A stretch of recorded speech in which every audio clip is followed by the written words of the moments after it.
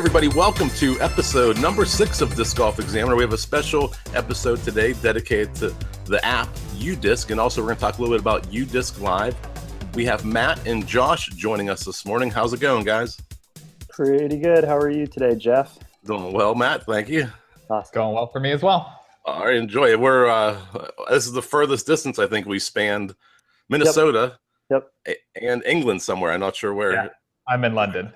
London. So there we go. We're spanning several thousand miles for this show today. So one of the things we like to do in the show, we have a lot of new players listening in, and we like to just go back and kind of relate to them with telling our first story. So can you guys remember the first time you played disc golf? Yeah. So for me, it was actually pretty interesting. A course opened up about a mile from where I grew up. I think I was 11 or 12. And my uncle had played in the 70s in South Dakota, and he had heard about this course, and he was super excited. And he was like, "You need to go check out this sport, go play." And, of course, I was only like 11 or 12. So I didn't know what I was doing. Somebody bought me a couple of discs, and I couldn't really throw them because I had nobody to teach me how to throw them straight.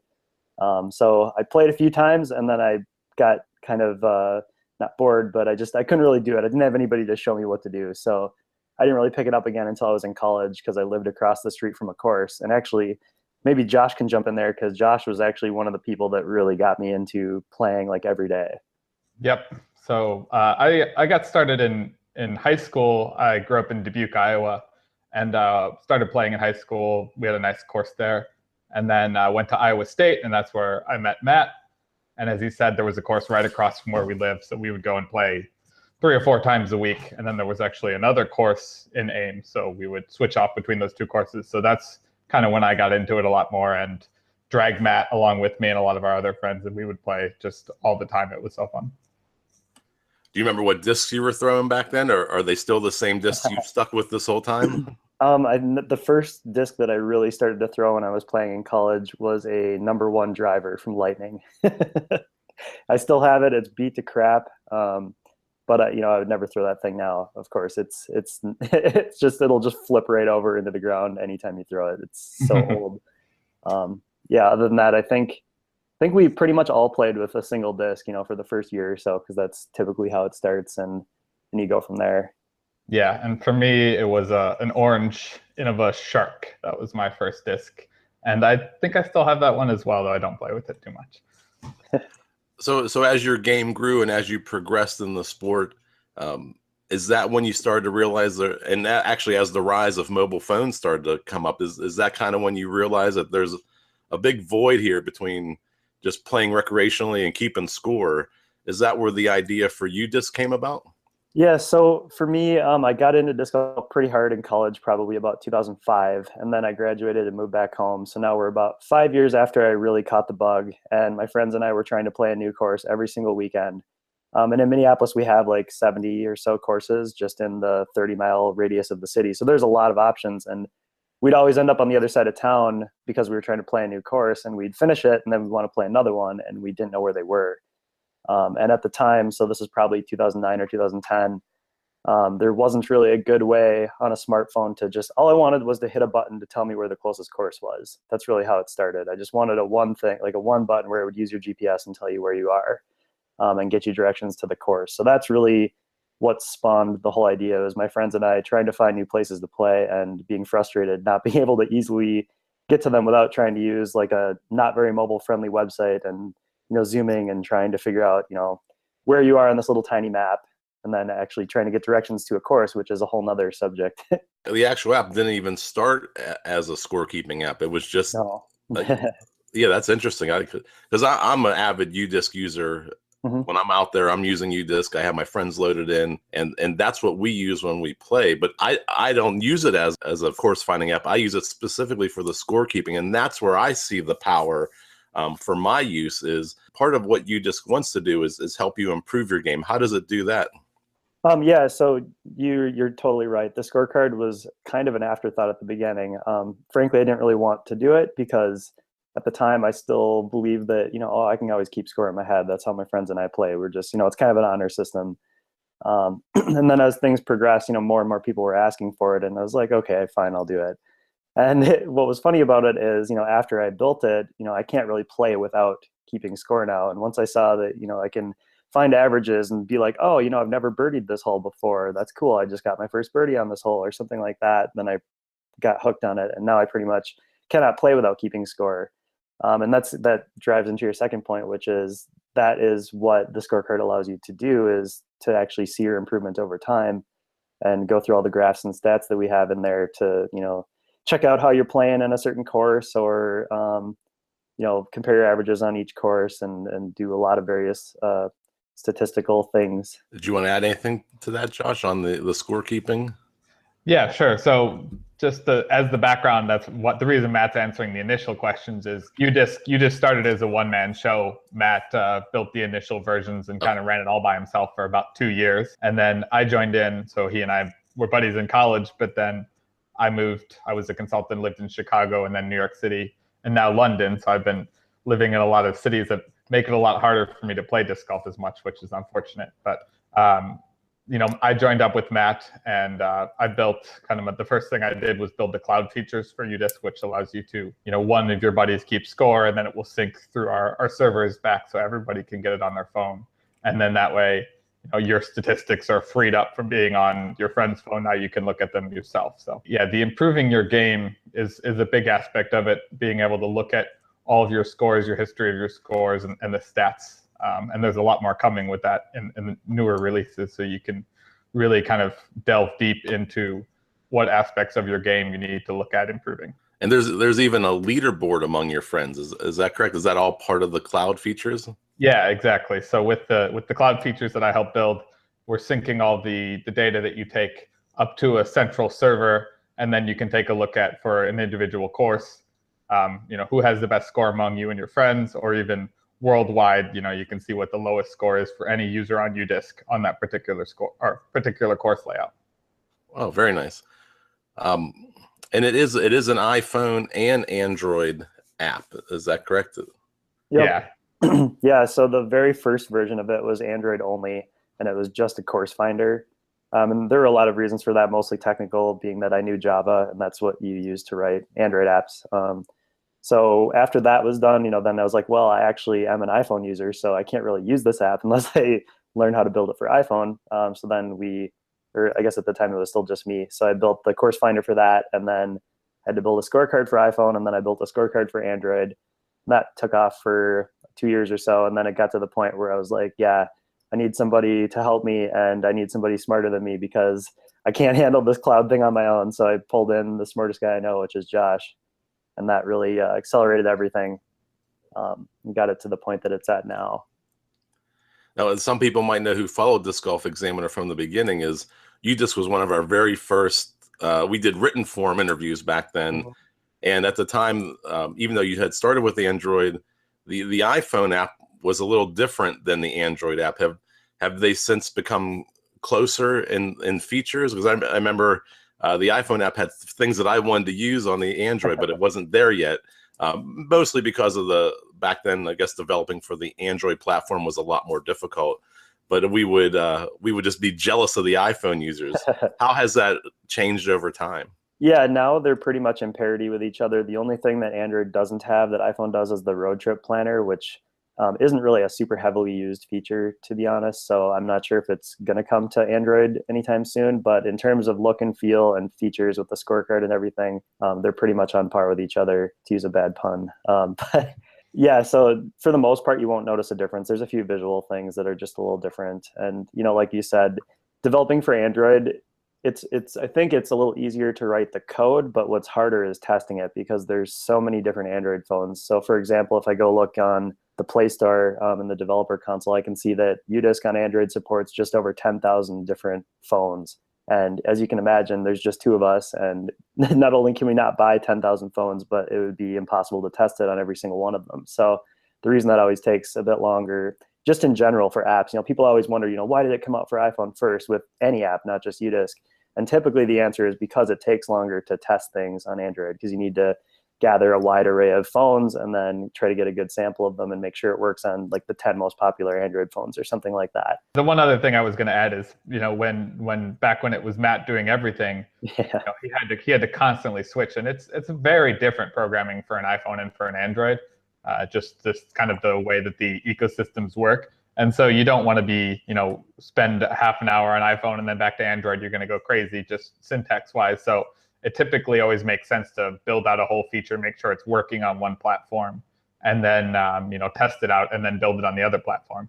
But now with two of us, one of us can focus on each different platform, and we can actually get things out pretty much the same time for both of them. So that's one of the main benefits now with having two of us work on the app. Yeah, so nowadays Josh pretty much handles the iPhone and I handle Android. So that makes it a lot easier. We can still both jump in and help on each platform because we both can do both kinds of apps. But like Josh said, I mean, you're switching between the two and you're sitting there waiting for 5 minutes for your computer to spin up all the programs you need to write the code, and then you're just wasting time. So you need to kind of focus on one, get it done, and then move to the next thing. Yeah, that's great. I can lose my iPhone envy now. And so for people just getting started into the game, they're on both platforms. I think there's two versions of the app. There's like a free, I don't know if it's a trial version, and then there's the premium. Can you kind of explain the difference between the two? Yeah, so in fact, we actually recently changed how the free version works, so this is probably a good time to talk about it. The free version has always been a trial. However, it's a much more fully featured trial now than it ever has been. So you can create as many scorecards as you want on the free version now. You can just only keep 5 of them unless you upgrade for a couple dollars. And the point of that is really just because we're software users as well as developers, and something that's always frustrated me is not being able to try something out to make sure that it works before you're asked to give up a couple bucks. So we recently changed the free version of UDisc. It's fully featured. You can do everything. You can even create a cloud account, and you get you get a free week to try out UDisc Cloud and all the syncing and everything and the leaderboards to make sure that you like it and to make sure it works on your phone before you give us a couple bucks to continue to use it. Yeah, of all the things you can invest in, it's so reasonably priced, but it returns so much more. If you don't have it, you're going to want the premium version. I would think by the end of that free trial, it's absolutely worth every penny that you guys charge for it. Well, thanks, Jeff. And that's another interesting point too. Is we always try to tell people, you think about disc golf. If you play a lot, you're inevitably going to throw one in a lake or throw one in a creek or get one stuck in a tree. And UDisc costs $4 a year for the highest level syncing stuff. And if you look at how much a disc costs, well, the cheapest disc you're going to get is probably $9 or $10. So we always say that UDisc costs less than half of a disc, and you're not going to lose it in a pond. Unless you throw your phone in the pond. Yeah, well, then you have bigger problems. Well, if you have cloud, then you get your data back. So yeah, exactly. And yeah, that's the biggest thing. Is we get people all the time that say that why do you have to charge money? And really, it's it costs us money. All the server stuff we have to maintain that. We have to pay money to keep those databases, and also the time we're spending on it is time that we could be spending playing disc golf. And while we enjoy the programming, at some point you need to make money to feed yourself. So it is, we do have to charge a little bit for it, but we absolutely think that it's worth it, and it's going to help you improve your game and really get the most out of the sport. Yeah, it is a professionally designed app. It is top notch in every way. I should disclaim, I am a full UDisc user. I bought it. The first time I bought it was 3 or 4 years ago. And I've never looked back. So I am a paying customer. I'm not being paid to say these things. This is the app that you want on the course to keep score. In my opinion, it's that good. Thank you, Jeff. So as UDisc evolve, you kind of hinted there's some new features in the works. Is there anything you can, not that we won't hold you to, but things that maybe are in the works that we may see in 2017? So maybe just to give a little background, if anybody was paying attention last summer, you may have seen that we were providing some pretty cool live scoring and live statistics for the Disc Golf Pro Tour run by Steve Dodge. And, it was a pretty cool experience. We worked with him for 8 or 10 months to build this cool live scoring system. And it included a lot of enhanced stats that I think the sport hasn't really seen yet, like being able to tell, putting percentages from 2 different zones, like Circle 1 and Circle 2, and scramble percentages and green hits and fairway hits and things like that. And so what that did for us was it allowed us to kind of rethink how to keep score for disc golf. And not many people have gotten to actually use the score keeping interface that we built for that yet, because it was just the volunteers that were keeping score at the Pro Tour. But we're actually right now working on bringing that same kind of scoring to the regular UDisc apps. So the Pro Tour ended mid-September. So for about a month now, we've been going just full steam on UDisc, making some major upgrades, really under the hood stuff and visual stuff, and everything's going to be changing here. And when we're all done, we should be able to provide a completely new way to keep score that, in fact, I think it's much easier and less error prone than just entering strokes. So I'm pretty excited to bring that to the masses. And I think Josh and I have been we've put in a lot of time over the last year. I mean, 80 hours a week, probably a person to get things to this point. So it's really been exciting, and we can go into detail about it if you'd like to know very much specifics about what's going to be coming. Kind of as UDisc has grown, has become this powerful personal scoring app that you carry with you. It kind of evolved into live scoring. I started to see, I think I saw it first at it was the Vibrant Open this year. I saw UDisc live for the first time. I was like, whoa, what's going on here? Yeah, so this was actually a pretty crazy story. So I was in Boston for the first time in my life, and I was there for my day job. And I got an email from Steve Dodge, and I'd never talked to him before, but I knew who he was. He's, the head of Vibram Disc Golf. And so I got this email from Steve, and I was like, whoa, that's cool. And I read it, and he basically was talking. They had already announced the Pro Tour at this point, but that was about it. It had just been announced. And he was basically saying, hey, I want to work with you guys. Can we find a way to work together? And then I looked at the bottom of his email, clicked on his website, and I noticed that they were based in Leicester, Massachusetts. And I looked up Google Maps and was like, oh my gosh, I'm only 20 minutes from him right now. This is crazy. Like, what is the chance that my first time ever in this part of the country, I get an email from this guy? And so we set up a dinner, and the next day we met and we had a long talk, and that's kind of how the whole live scoring thing came about. He wanted a world-class live scoring and statistics system to kind of bolster the media side of this new tour that he was starting. And we were already going to go towards the live scoring route anyway. I just think that this made it happen a little bit faster. We weren't gonna bust our butts for an entire winter, working a ton to get it done by the next spring. But we certainly were. That was in our long-term plans. And having this meeting with Steve really, we had an actual deadline and a timeline, and the Vibram Open was in the end of June, so we had to have it done by then. So that's how it came to be. There's a lot more to it, but I'll leave it there. And if you go to udisclive.com, you can see the events that you covered over the summer. And when you see the person's name, if you click and expand on it, wow, there is a ton of stats, and you can really see a visual of how they played that hole. How did they score? It's pretty impressive. Can you go into some of those things that you see on UDisc Live? Sure. Let me cover this one. So I think the way that we like to frame it is not only are you seeing what they scored, but now you get to see why.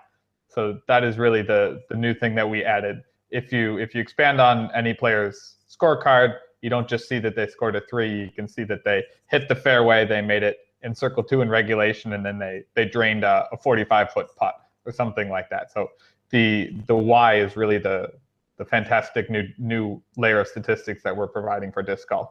The different stats that we're covering are, we have fairway hits, and that's if your drive landed inside circle 2 on a par 3 or center fairway on a par 4 or greater. Circle 1, circle 2 in regulation.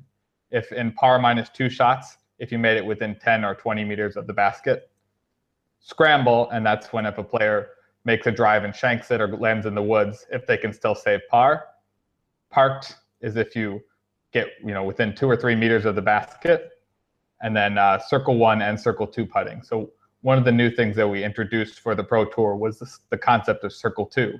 So that is within 20 meters or 10 to 20 meters of the basket, what percentage of putts a player made. Yeah, and that was kind of Steve Dodge's brainchild. He really wanted a way to track more specificity with the putt distance that people are making. So circle 1 is the traditional 10-meter circle that everybody's used to, the 33 feet. But Steve wanted to double that and have another range so that we could actually track the footage on the putts that are made. So that's another interesting aspect of this, is when the scorekeepers are entering the data, they're actually telling us how long the putt was when it goes in. And yes, they're estimating it, but I think that most seasoned disc golfers can agree that you can pretty much estimate within 2 or 3 feet pretty accurately. what the putt distance is, especially because we have the lines drawn on the ground. So there's a circle 1 line and a circle 2 line. And, if you're halfway between them, you can tell, oh, maybe that's about 45 or 50 feet. You can get pretty close. So, yep, that was one of the big changes that we did as opposed to some other live scoring that we've seen. Yeah, and another thing is we're not live scoring, we're instant scoring. So part of the real power of the platform is that within about a second of a shot, hitting the chains, you can see it on your website without having to refresh, or on the mobile app. So it is truly next level instant scoring. That is something that's never been done in disc golf before. Really cool. It is amazing how much you can actually see from a scorecard, how much the UDisc Live brings it to life. And one of the things I like are the hole stats. When you look at hole 1, you can tell that 60% of the people birdied it, 40% parred. So maybe I'm getting too far ahead, but is this a feature that we may see in the UDisc app? Am I speculating? Yeah, I mean, that is definitely part of the reason that we introduced all this. It was a great way for us to beta test it with a smaller set of data, but absolutely the statistics that we developed for the Pro Tour are going to come into the app, and that's what we're working on right now. And it's a long process because we have to kind of go back and re-engineer from the ground up the way that we're tracking all the scores, the way the data's stored, and the way that it all syncs. So the live nature of it, you won't be able to do the instant updates just because we have so much data and that's just expensive to manage. But absolutely, we're going to upgrade the course directory and you'll be able to see things like averages on holes and a lot more. Yeah, so part of the rewrite that we're doing will bring almost all the stats you see from the Pro Tour, if not all of them. It's just that we're probably not going to be providing live scoring because I don't think people necessarily care to watch your buddy playing around. It depends. We may be able to work some basic versions of that into there. But one of the big thing for sure is that we're gonna have an ability to see some of your stats online in addition to on a phone. That may be a little bit further down the road, but that's the reason that we're rewriting everything. So we're basically starting over with the scorecard. We're starting from scratch. We're using a new database. We have to do a lot of work to get that going. But once we're there, we're building a platform. And the platform will allow us to build tons and tons of new stuff on top of it as we go forward. So when I first started this, it was just me and I was still learning mobile, and there's a lot of components to this thing, and it's really ballooned into quite a beast. There's enough code in UDisc to cover a couple of novels if you were to print it out. I'm not kidding. I've done the conversion to see it. It's a ton of code. It's like 2 full novels, like 700 pages of a book. So it's gotten to the point where having one person manage all that is just crazy. And so we just need to re-engineer, re-architect, and we're going to have a platform that we can build anything on top of. Yeah, from a recreational player's point of view, I don't know if the live scoring would be very valuable just while you're playing with your friends on the course, but being able to compare yourself to, oh, I did birdie that, and most people aren't. So maybe I can kind of start to compare myself to the local players. Yep, and that'll definitely be part of it. Right now there's leaderboards in UDisc Pro. We're not calling it Cloud anymore. It's UDisc Pro. So there's leaderboard there, but that only allows you to see total scores. And I think as we, this new platform is going to allow us to do a lot more, like you said. So you may be able to look at an individual hole and check how you're playing compared to the average. We may even be able to do things like suggest what a par should be for a hole based on what people are scoring on it. And that's a little bit more tricky because we have to look at people's skill levels versus their scores and try to weight it a certain way. But I think that that's going to be totally doable. And we may even be able to provide some insight to course designers to say, hey, you have this as a par 4, but the average score on this is a 3.1. Why is it a par 4? We may be able to do things like that. Mm-hmm. Is there a way within the UDisc app to separate yourself by your level of play? Like if you're intermediate, are you advanced, and then compare yourself to other advanced players? Not currently, but that is absolutely something that's going to be coming. Okay. I'm doing all kinds of speculating today. Yeah. But just back to UDisc Live, it really came onto the scene this year, made a nice impact on watching live scoring. If you're watching any of the live streams or if you're watching anything, you could see the live scores, popping up at the same time. Yeah. Well, so the Pro Tour has doubled the number of events for next year. So there's going to be 10 events instead of 5. Or is it, Josh, is it 9 plus a championship? I think it's 9 plus the championship. So yeah, I think it's basically double, because this year they had the championship and the Green Mountain Championship on the same weekend. So I think it'll be 10 weekends instead of 5. Yep. And in terms of the scoring, I don't think we've really announced any major changes yet. There certainly will be some. I don't know if it's going to be anything completely different than what you've seen. I think we really just need to refine what we have. One of the big challenges for us was, being 2 guys building this. The biggest beta test that we were able to do was a round of disc golf I organized with 14 people. So the biggest test we did was with 14 people, and then we got to the Vibram Open, and we had to, score simultaneously for like 175 people, I think. And so, that very first, plus, like tens of thousands of people trying to hit the website at the same time. That was a little bit interesting. The first round of the first tournament, things slowed down a bit, and we had to redo a few things and jack up the number of servers we had serving the content. And since then, we've really gotten it to a point where it works quite smoothly, and it's really ready to grow. We built it so that it can scale. We just had to tweak a few things that we hadn't been able to test. It's having 14 people being scored for versus 175 is a completely different thing with completely different challenges that you can't really account for until you've seen what they look like. But I mean, one of the other major aspects of it is the integration with Smashbox. So you mentioned that you could see the scores on the live stream. So we built specific overlays that update in real time, and in some cases, because Smashbox typically runs 15 seconds behind, you'd be watching the feed and UDisc would update faster than the video, so you could see that he was going to make a putt before he did. But that was another aspect of it, was the video overlays that Smashbox could show, and we're already talking to them about some ways to upgrade that and make sure that we're showing more data all the time on the overlays to really help bring more of the stats and the scores to people watching the live streams. You're saying UDisc Live is so fast you almost need a spoiler alert on the scorecard, right? Yeah, or we could give Smashbox a feed that is a little bit delayed or something like that. But yeah, that was actually a complaint that we heard from people. So we have a little RSS feed scrolling along the bottom with scores, and then Smashbox, we have overlays that can show like lower thirds with the player's photo and some stats about them that are live, and then they'll also show the scorecard on there sometimes, and it would update before they finish putting. Because it only takes like half a second for it to update, versus Smashbox does like a 15-second live delay just in case something happens, and so that Johnny can manage all the stuff he's doing on the back end and have enough time to do it and react to things in real time. Yeah, I think that's one of the coolest things that we did with UDisc Live that maybe a lot of people didn't realize, is that we have this integration directly with Smashbox, and we're providing them with overlays to show live on the air that are real time. It's not somebody in Photoshop making something, which is, I think, what just about everybody else has been doing in the past. We're actually providing them with, this is a live updating feed of the scores right now from UDisc Live. Mm-hmm. Yeah, I did notice it, but I didn't realize everything that went into it. So that just to have seen that live over the summer, that's really impressive what you guys have put together. Oh, thank you. There's a lot of work. Well, I'm so grateful you guys were able to take time this morning. Is there any parting words that you want to? I know we kind of touched on some future features. Anything else that we need to know about UDisc? Well, I think in general, we should just say, thanks to everybody for using the app and supporting us. We're just 2 guys that wanted to make something cool. And I think that's kind of our mantra is, if you ever have a problem with anything, just reach out to us, email us. We're really easy to reach. If you ever have a question or a suggestion for a feature, same thing. I mean, we're always listening. All the features we have in the app are because people ask for them.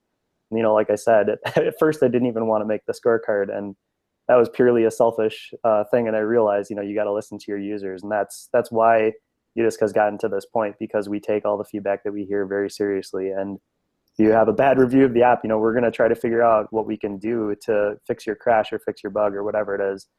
So I think, go out and try the app for free. You don't have to give us any money to try it. Go out and get it, try it on your phone, make sure it works. It should.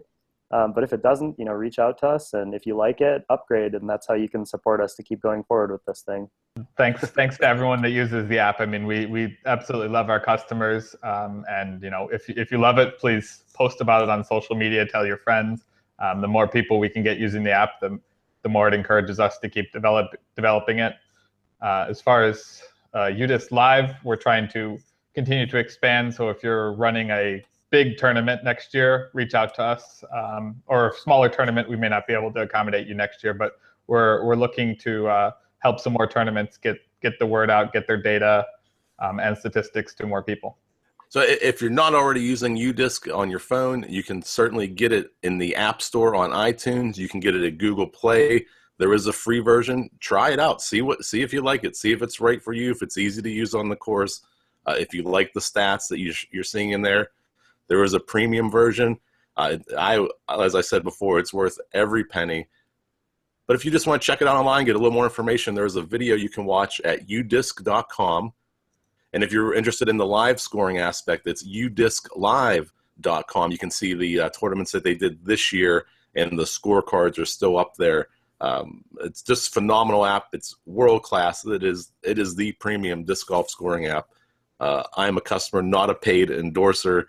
Check it out. It's absolutely worth your time and investment to get it set up and running. Well, thank you again for joining us this morning. I certainly appreciate your time, and I certainly appreciate your app, as I've probably said 18 times during this interview. Thanks, Jeff. Yeah. Thank you, Jeff. Thank you. Fun. Let us know if you for having ever, us on. Yep, let us know if you ever need anything. Awesome. Thank you.